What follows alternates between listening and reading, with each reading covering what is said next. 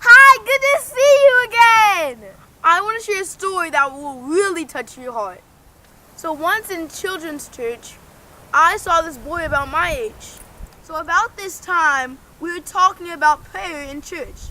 And my parents were telling me about it. So I always had good thoughts about it, but I really didn't understand the concept about prayer. And as I looked closer, I saw this boy wasn't playing with all of his other friends. And as I got even closer, I saw that this boy was in a wheelchair. That was the reason. So when I came over to ask him what was wrong, then he looked really depressed. Just for an example, I'm going to show you what he was like. When I was approaching, he was like this. As I was learning about this stuff, I actually thought this was what it felt like to pray for someone. You were nervous about it, and you're thinking, I don't want to do this. What if I'm embarrassed? But just keep going. And that's what I did that day. So I asked his mom that was right by his side, can I pray for your son? She said, of course, yes. I prayed for him. And then the next time I came to church, my dad asked, Mondo, isn't that the boy you prayed for? And I said, yeah. And then his mom came over at that moment and said, thank you, we really needed that. And at that moment in my mind, I felt, this is the power of prayer. Mondo, that was very touching. I know, it was. There's no need for weeping. There's no need. I'll even introduce you to him if you like. Yes, please. That inspired me to tell my own story of caring and of a true friend. One day we had a gathering at our home, and there were a lot of people there, including my friends. After eating all that good food, we decided, why don't we go and have some girl time? So the next thing, we were out riding our scooters. I bet with y'all's hands whipping behind y'all. Exactly. No need for demonstration.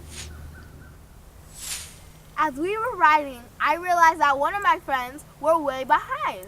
And I thought to myself, why don't I let her get in the front? So that happened. We were riding, having a good old time. And then it was almost like in slow motion. I saw one of my friends slowly headed to the ground head first. I ran over there and I grabbed her really quick at the last second before her head touched the ground. But she still had an injury on her knee. And so I kind of carried her home. And when I got her home, everybody was worried, like, what happened? What happened to her? And so I had to tell them what happened. After I had explained to her parents what had happened, I looked at her and she was crying. And I asked her, are you okay? And she said, I'm just so glad that you were there for me. I could have really hit my head really badly. And that's just like God is there for us when we need him. Now that's the gift of caring and true friendship.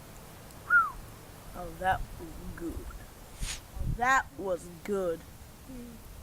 We all have gifts to share, even you. The gift of love, the gift of health, the gift of friendship, And the gift of flexibility.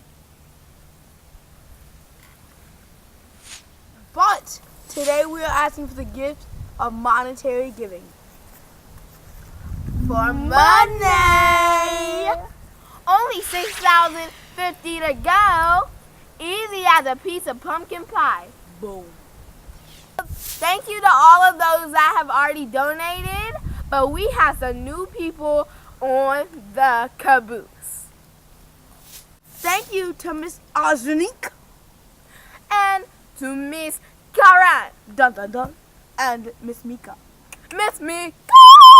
No donation is too small. And none too big. Don't forget to be a good steward. And manager of your money. Thank you in advance.